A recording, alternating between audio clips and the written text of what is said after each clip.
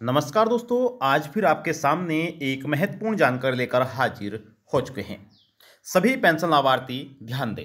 अगर आप भी अपनी पेंशन का इंतजार कर रहे हैं तो यह जानकारी आपके लिए बहुत ही महत्वपूर्ण है, क्योंकि हाल ही में सरकार की तरफ से एक बड़ी जानकारी जारी की गई है, जिसके अंतर्गत सभी पेंशन लाभार्थियों को 3 महत्वपूर्ण कार्य कराने बहुत ही जरूरी हैं, जिसके बिना वह पेंशन का लाभ नहीं ले पाएंगे।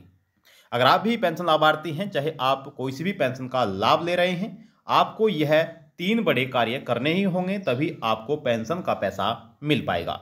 अब वह कौन कौन से कार्य हैं और कहां पर आपको कार्य कराने हैं, कौन से दस्तावेज चाहिए होंगे, तमाम जानकारी आपको इस वीडियो के माध्यम से हम देने जा रहे हैं। लेकिन वीडियो शुरू करने से पहले आपसे हमारा छोटा सा निवेदन है कि अगर आपने अभी तक वीडियो को लाइक नहीं किया है तो कृपया वीडियो को लाइक कर दीजिए और ज़्यादा से ज़्यादा वीडियो को शेयर भी कर दीजिएगा। साथ ही आपको इस वीडियो में वही बताया जाएगा कि आपको जो पेंशन मिलने वाली है वह कब तक आपके बैंक खाते में पेंशन ट्रांसफ़र हो सकती है। चलिए वीडियो को शुरू करते हैं, बने रहिएगा, आप अंत तक वीडियो को देखते रहिएगा।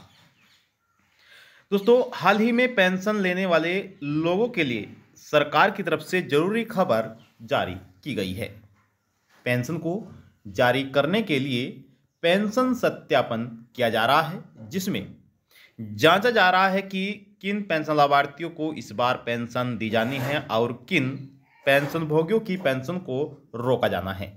इसलिए दोस्तों, सरकार की तरफ से सत्यापन किया जा रहा है और जो भी व्यक्ति गलत तरीके से पेंशन ले रहे हैं या फिर सरकार के पास उनकी जानकारी नहीं होती है तो उनकी पेंशन को रोक ले जाएगा।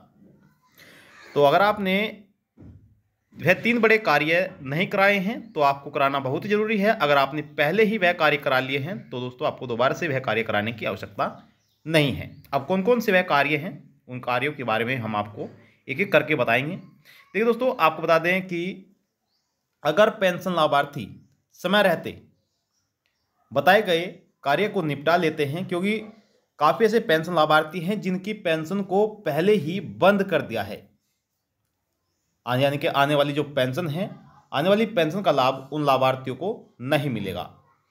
अब दोस्तों, चाहे पेंशन लाभार्थी पात्र हो या फिर अपात्र हो, कोई भी पेंशन लाभार्थी हो, उन्हें दोस्तों वह कार्य कराने हैं।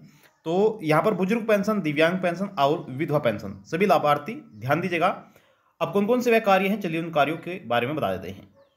देखिए, आपको बता दें कि समाज कल्याण विभाग की तरफ से उन्हें पेंशन लाभार्थियों को पेंशन, यानी कि सरकार जो पेंशन है वह ट्रांसफ़र करने जा रही है। लेकिन अगर जिन व्यक्तियों का, जिन पेंशन लाभार्थियों का डेटा सरकार के पास नहीं होगा तो उन्हें पेंशन का लाभ नहीं दिया जाएगा। जब तक कि सरकार के पास सही डेटा उपलब्ध नहीं होगा तब तक वह पेंशन से वंचित ही रहेंगे।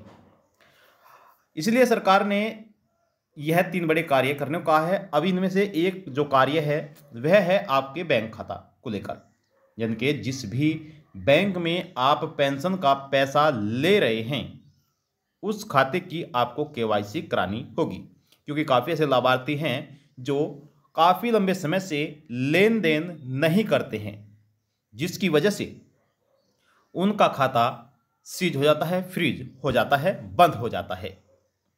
अगर समय रहते पेंशन लाभार्थी ई-केवाईसी करा लेते हैं, यानी कि पुनः अपने खाते को चालू करा लेते हैं, तो उस खाते में पेंशन जारी कर दी जाएगी। देखिए, आपको बता दें कि अगर आपका बैंक खाता, बैंक अकाउंट बंद है और सरकार पैसा ट्रांसफ़र करती है तो आपके खाते में पेंशन का पैसा नहीं आएगा। जब तक कि आप अपने खाते को चालू नहीं कराते हैं तब तक आपको पैसा नहीं मिलेगा। अगर आप समय पर अपने बैंक अकाउंट को शुरू करा लेते हैं, ई-केवाईसी करा लेते हैं, तो आपको पेंशन का पैसा दिया जाएगा। वहीं जो दूसरा कार्य है वह क्या है, वह भी यहाँ पर जान लीजिए। देखिए, दूसरा जो कार्य है वह भी सभी पेंशन लाभार्थियों को कराना होगा।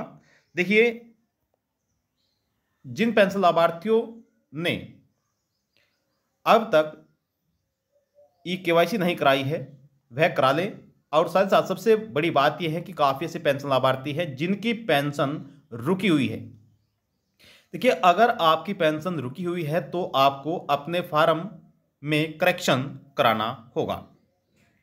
अगर आप करेक्शन करा लेते हैं, जो गलती आपके फार्म में हुई है उन गलतियों को आप सही करा लेते हैं, सुधार लेते हैं, तो सरकार की तरफ से जो आपकी रुकी हुई पेंशन है वह तो आपको दी जाएगी और आने वाली पेंशन भी आपको मिल पाएगी। यानी कि अगर आपके खाते में जो पेंशन है वह 3,000 रुपये आती है और रुकी हुई पेंशन है, तो इस बार की भी पेंशन सरकार की तरफ से 3,000 रुपये दी जानी है। इस प्रकार से आपके खाते में 6,000 रुपये तक का पेंशन अब की बार जारी की जा सकती है, अगर आप अपने फार्म में गलतियों को सुधार लेते हैं। वहीं तीसरा वाला जो कार्य है वह पेंशन लाभार्थियों के लिए है आधार प्रमाणीकरण को लेकर। जिन पेंशन लाभार्थियों ने आधार प्रमाणीकरण नहीं कराया है वह जल्द से जल्द करा लें, क्योंकि अगर आप आधार प्रमाणीकरण नहीं कराते हैं तो आप अपात्र घोषित हो सकते हैं। जो भी व्यक्ति पात्र पाए जाएंगे, सही लाभार्थी पाए जाएंगे, तभी उन्हें पेंशन दी जाएगी और वह सही पात्र पेंशन लाभार्थी तभी घोषित हो सकते हैं जब सरकार के पास उनका डेटा होगा। तो अगर समय रहते आपने 3 बड़े कार्य करा लिए हैं तो आपको जो पैसा है सरकार की तरफ से सीधा बैंक अकाउंट में ट्रांसफर कर दिया जाएगा। तो ये थी आपके लिए महत्वपूर्ण जानकारी। चाहे आप उत्तर प्रदेश के हों, हरियाणा के हों, दिल्ली के हों, किसी भी राज्य में आप रहते हैं, आपको यह कार्य कराने हैं।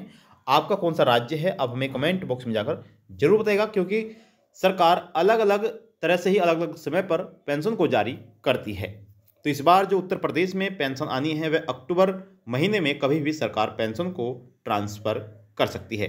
आपका क्या राज्य है, आप हमें अपने राज्य का नाम कमेंट बॉक्स में जाकर जरूर बताइएगा। और आपसे हमारा निवेदन है कि अगर आपने अभी तक वीडियो को लाइक नहीं किया है तो कृपया वीडियो को लाइक कर दीजिए और ज़्यादा से ज़्यादा वीडियो को शेयर करेगा। चैनल पर आप पहली बार आए हैं, चैनल को भी आप जरूर सब्सक्राइब कर लीजिएगा। अब चाहते हैं आपसे इजाज़त और मिलते हैं आपको नेक्स्ट वीडियो में। तब तक के लिए जय हिंद, जय भारत।